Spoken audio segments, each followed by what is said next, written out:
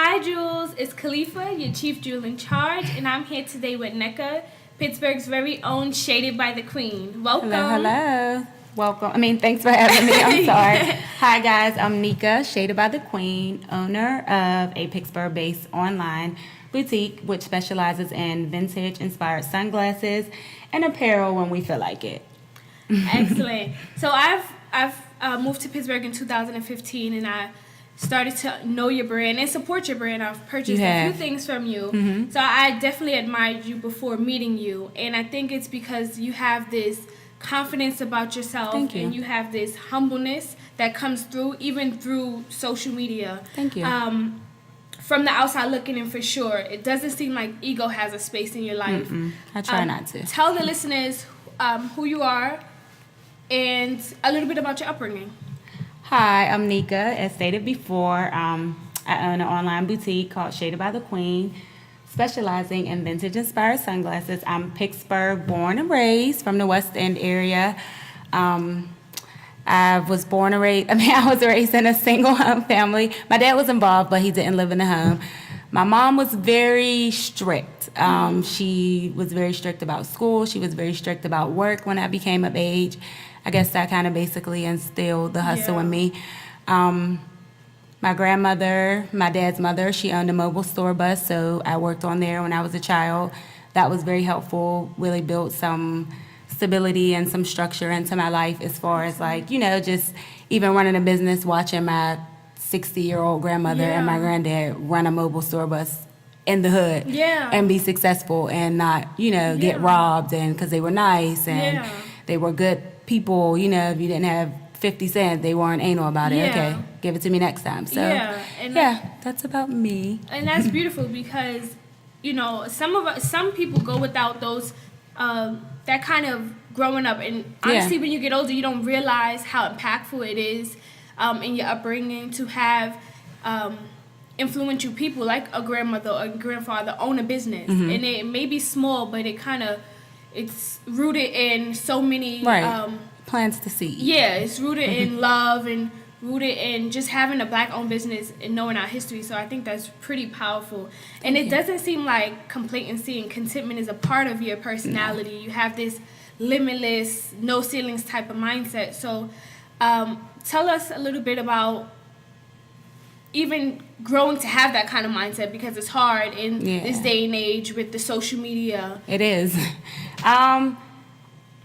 I have my own vision and goals that, I set for myself. I feel like as far as social media, a lot of people who run businesses, they let their goals and their vision get tainted from the things that they see on social media.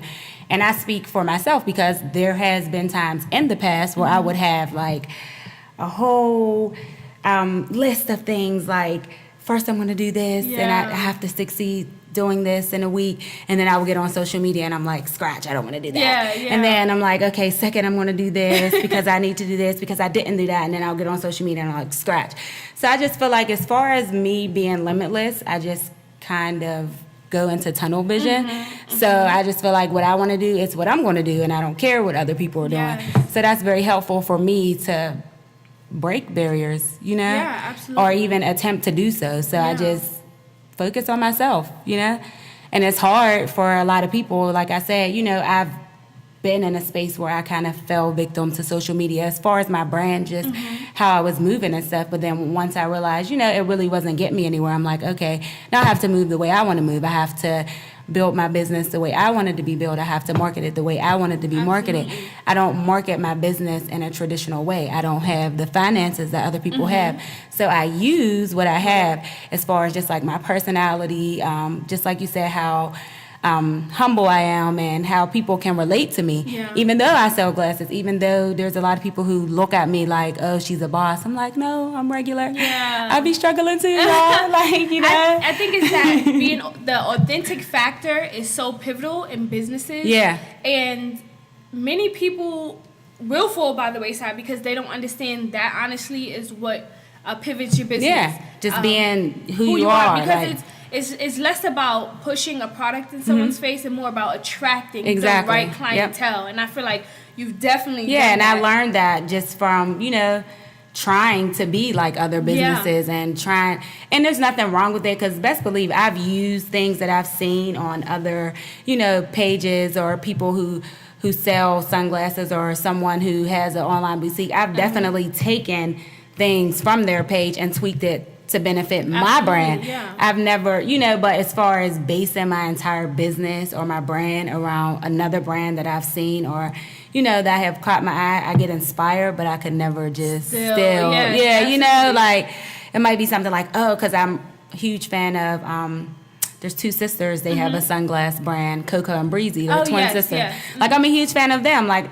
I'm always on their page, creeping their page and seeing like how they're taking photos and stuff like that. And I'll grab my sister like, tonight we're wearing glasses and we're going to take a photo of this. Stuff like that. Yes, but I've never I've never based my entire business around them. You know what I mean? Sometimes you don't have to reinvent the wheel. Yeah. Because if you see something working, you take it and kind of customize it to your tweak brand. it to your brand or to your style, or absolutely. And you're definitely a jewel in Pittsburgh. It does come through. So tell me about being from a small city. How impactful has it been? I'm from New York. I'm from a bigger city. Huge. So do you feel like being from a smaller city and how has it really impacted you, or do you feel like you just grew up here and you're doing your own thing? I feel like growing up in a smaller city was kind of like a hindering thing, because I feel like if I was in it, I definitely benefited off being in a smaller city because we're a little slower. So when I was selling glasses, nobody was selling glasses. I was the only person selling glasses. This was maybe 3-4 years ago. And nobody was doing this. I was like, I'm the shade queen. That's how it started. Like, let's get shaded by the queen. Yeah.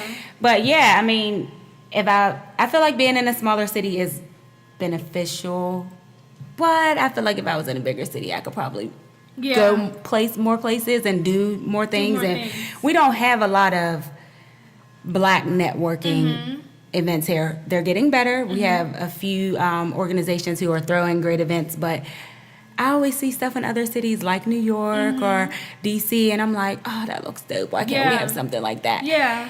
So it's a gift and a curse. Yeah. Let's say that. Okay. Being from here is a gift and a curse. I appreciate it because I feel like I've added to Pittsburgh and what Pittsburgh have to offer. Like you're pushing culture forward. And I represent for my city. Like, I don't try to be like people from other cities. Like, I represent, like, I'm a Pittsburgh girl, 412 till the day I die. Yes. But I definitely feel like I could have been better in another city. Business-wise. Yeah. Not mentally, because my family's here, and they are what made me. But I think business-wise, I feel like I could have been just a little bit better.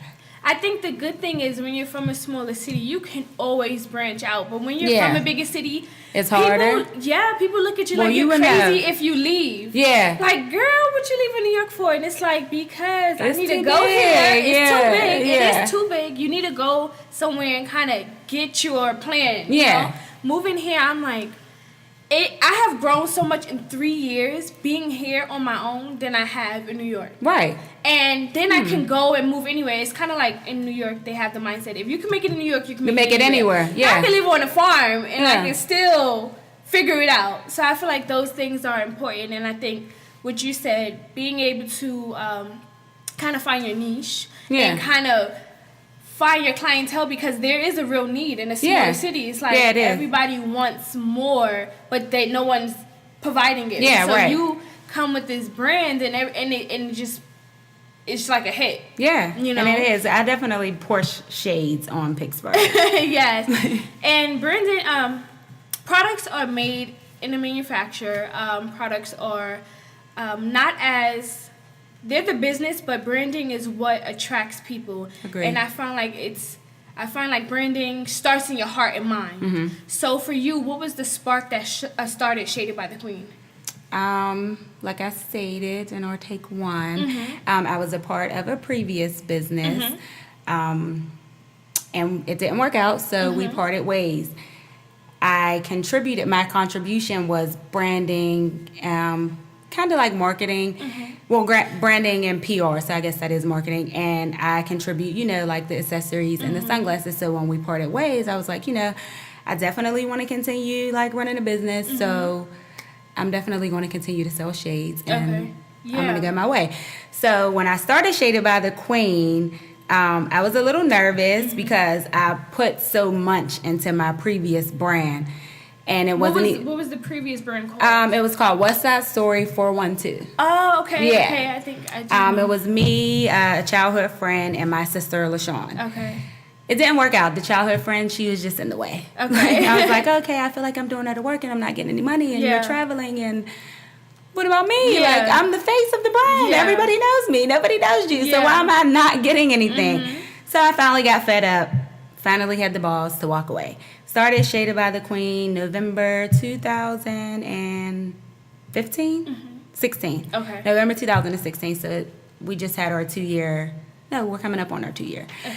But yeah, I was nervous. I'm like, okay, I only have $200. I didn't want to ask my boyfriend for money because he's like, well, you've been running this business for 2 years. Like, why don't you have no money? Yeah. So you were running it 2 years prior to you launching it by yourself? Yeah. So you're technically 4 years in? Yeah. Oh, okay. Yeah, I was running West Side Story with a friend and my sister for 2 years. Oh, wow. And then I parted ways, and then like 3 months after that, I started Shaded by the Queen. Yep. Okay. Now, was it always called Shaded by the Queen? No, it was called Fashion Freaknik Vintage. Okay. Shaded by the Queen was the hashtag. Okay. And it became so popular, I was like, why am I even using Fashion Freaknik Vintage when everybody calls me Shaded by the Queen? Yeah. So I went and I bought a domain. At the time, I didn't have a domain. I literally just became Shaded by the Queen about 3 months ago, 3 months ago. Oh, wow. I never had a domain. I'm like, it's time for me to grow up. I was tired of the bigcartel.com. So I was like, okay, I'm going to sit here. I'm going to buy a domain. Come and find out domains are only $12 a year. Yeah. Why didn't I then buy a domain? I sell glasses for $20 a pair. But yeah, I was like over the whole Fashion Freaknik Vintage. Started Shaded by the Queen. Everybody was very receptive to it. I had a few little hiccups with a lot of people trying to figure out what was going on with me and West Side Story and why did you part ways. People were like trying to throw other stuff in the mix. I'm like, no, I wanted to do my own thing. I wasn't making any money doing that. I was working. I was the face of the brand. Yeah, and I wasn't getting anything out of it. So, of course, my business partner got real messy on social media, and I was just like, shop FFMB, like blind, oblivious to the bull crap. And then once I started selling stuff, it took me like 3 days to even get a sale. Okay. Like, even with me promoting and my friends sharing it and Aaliyah Ray's posting it and my sister's posting it, everybody's like, Shaded by the Queen, blah, blah, blah. And I was like, I think I just played myself. Like, and then the third day, my site just sold out. And I was like, oh, okay. And it was just really people just trying to figure out, like, why are you not with West Side Story? Why are you on this other page promoting this business? Who are you? Da-da-da. And that's how Shaded by the Queen started. Yeah, it did. Talk a little bit more about your entrepreneurial journey, starting with, I guess, a co-founder, essentially, and it not working. What do you think for people out there who may want to partner with family or friends, what are key pointers or jewels that you can give regarding things to look out for before they launch and before they actually go into business? I would just say, if you're going to partner with somebody, I would just say make sure that you guys have paperwork, which we didn't have, because we were just friends, and she came to us, like, hey, I think we should start a business. We're all from the West Side Story 412. It sounded great. We all put in a couple dollars, and we started a business. But there was no legal documents. The business wasn't really registered properly. I didn't have any knowledge in that, so I was really just going along. Like, I'm like, okay, I know I can sell stuff. I know I can sell. I've been in retail since I was like 14, working at 579.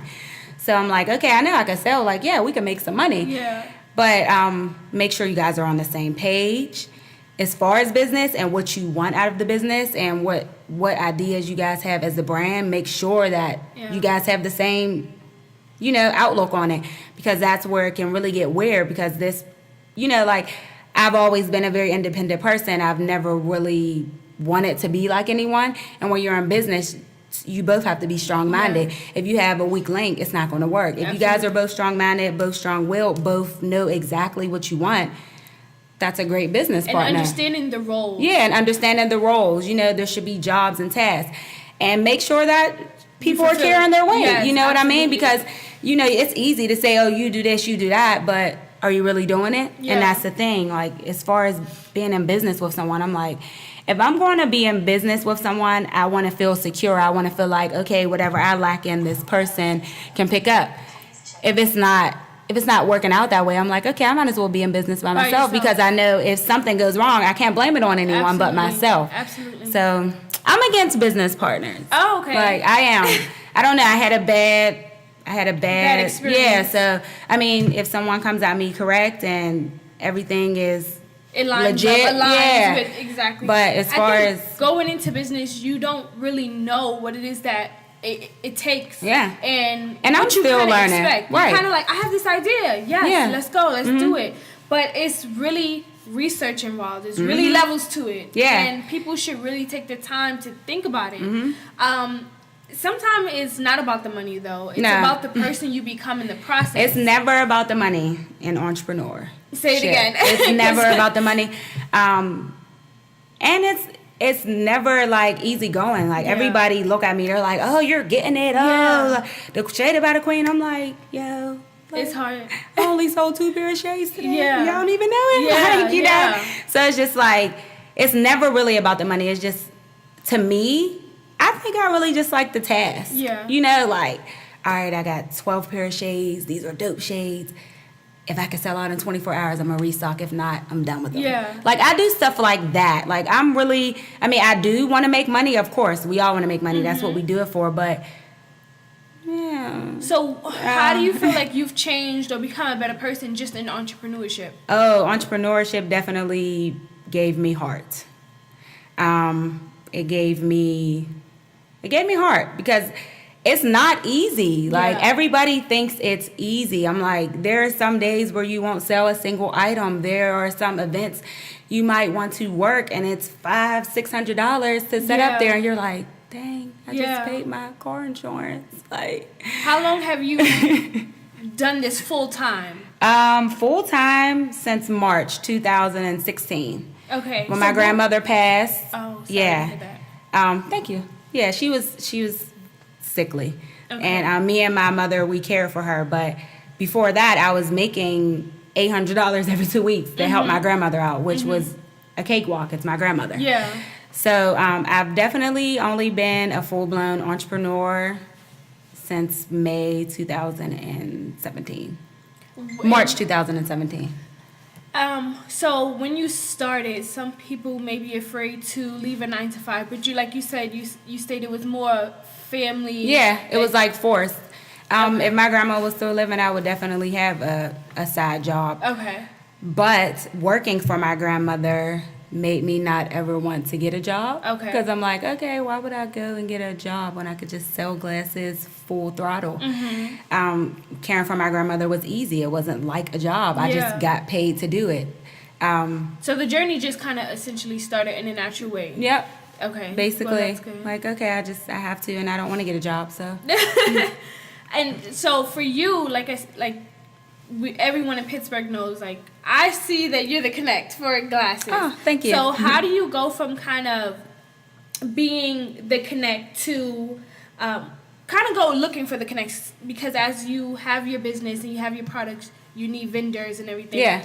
How do you go from that, or are you ever going to transition into that teaching mode where you mentor people? Or? I really want to. I got this planner from a friend of mine. She was selling this kick butt planner. It's so cool. So I actually planned out a whole brunch. It's going to be a very small one. Okay. I have a date in my head, but I haven't booked the space. Okay. It's going to happen in March, so it's not too far away. Like I said, it's going to be very small, so it won't take me long to plan. And I really want to teach people the mistakes, to not make the mistakes I've made. You know, like I said, I started Shaded by the Queen with $200. Yeah. And all I did was get my EIN number and found a couple wholesale sites and ordered a couple boxes of shades and prayed about it. Yeah. And pushed my brand and sent massive DMs and emailed a whole bunch of my old customers and stuff like that. But yeah, I would definitely love to teach a small class. Yeah, and I think once you're in a certain field for a while, it's kind of things that come more natural to you, that you want to say like, no, don't do Yeah, that. Don't make I those see it all the mistakes. time on social media. I'm like, why would she do that? Yeah, Like yeah. even down to like product pictures, like, you know, take your own product pictures. Like, okay, I understand we all get our product from someone. Yeah. We get that. Everybody, we're all in the resale business. I know that. But if I can see where you got your product from the picture, I don't want to see that. Yeah. Like I don't want to see. I can literally like squirrel and go and find everything I see on most boutiques just from the pictures that they post because they're from the seller, Do the you feel wholesaler. like it's just a bunch of lazy people? Yeah, just being in the lazy. industry. Yeah, Yeah. Because it's not hard. I literally take my pictures of my product on a whiteboard and a trifold. Yes. I take the time out. I set me up a little photo booth, and I use my iPhone. I put my iPhone to use. Yeah. So I'm like, it's really not. People are just being lazy. They just want to make the quick money and get the product off fast, which is ideal. But I'm kind of wary when I don't see like real live, raw product. Yeah, you don't know if you're getting the like, real product. Is this from eBay or? Yeah. Like, I saw that on eBay before. So now that I know that you said you are not fond of kind of building a business, having a co-founder, but you are big on collaboration. Oh yeah, I So, love collaboration. Talk to the listeners and tell them about. You said you're a designer. You had the jacket. Yep, my graphic designer. How did that come about? And he's super talented. Yeah, He's Andre sick. Jones. He's amazing. Shout out to Dre.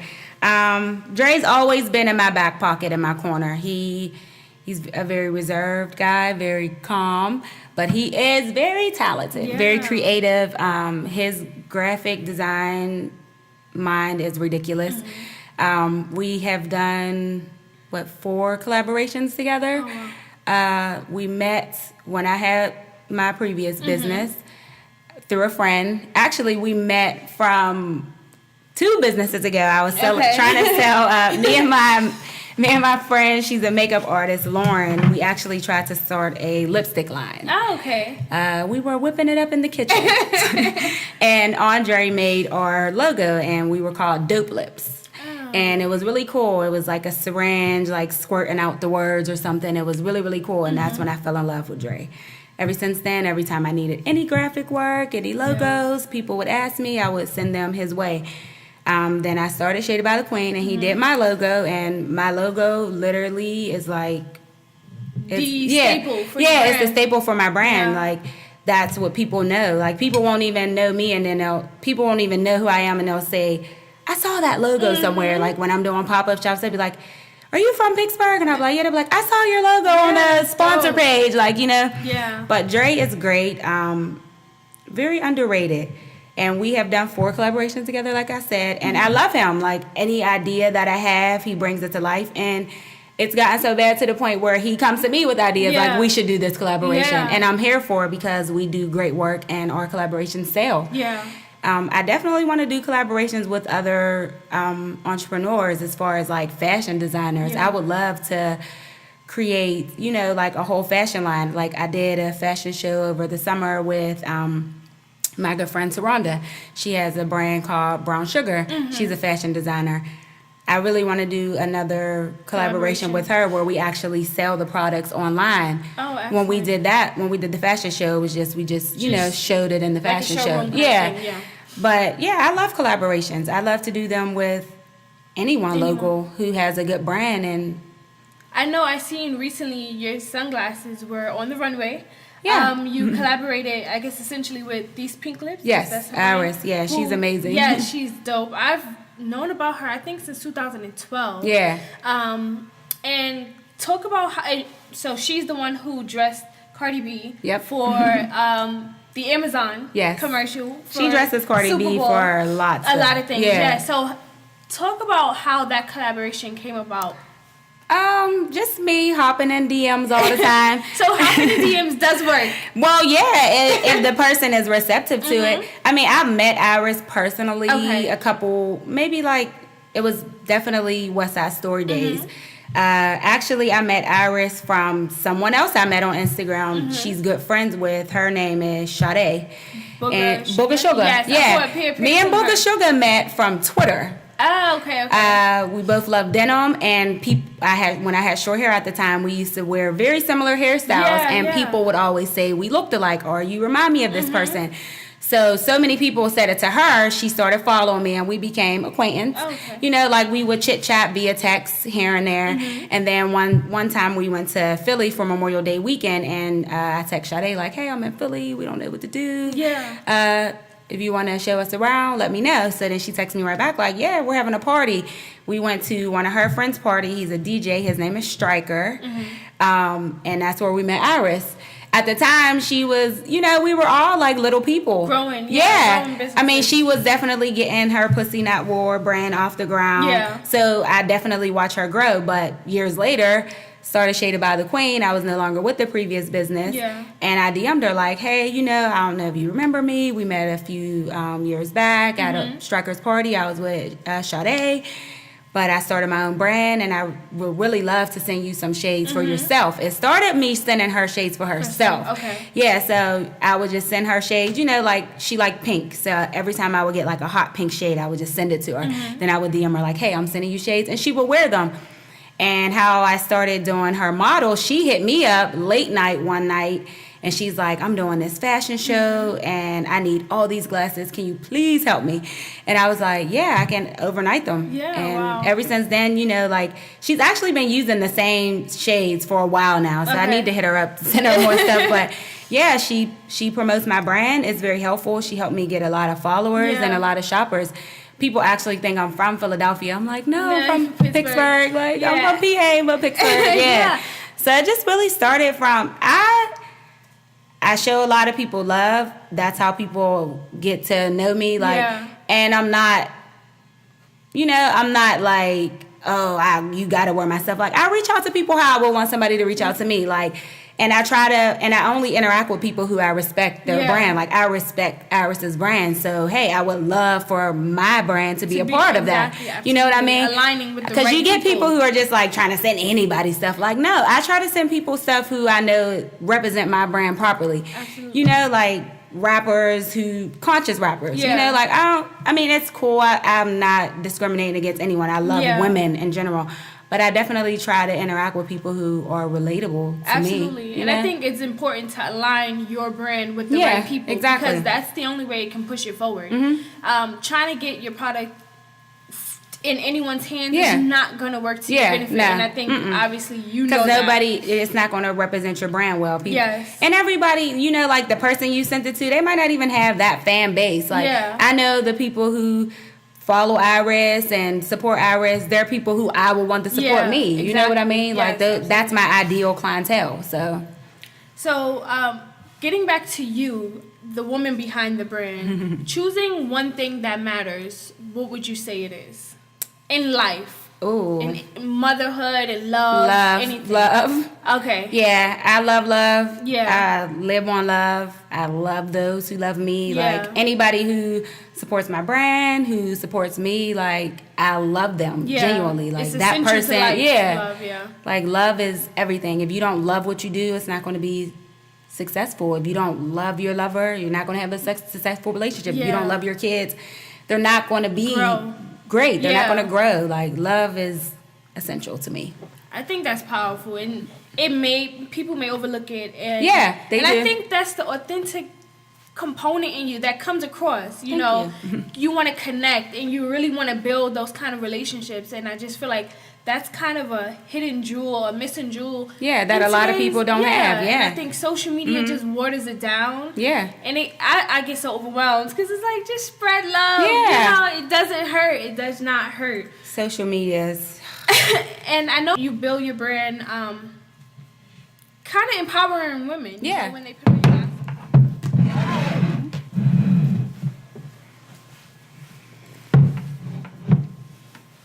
Okay, so this is oxtail. It's my favorite dish. It's Jamaican style oxtail, Spanish rice, and sweet plantains. And it's my favorite thing to cook. It does take a little while to cook though, but it's made with love. Thank you. Love.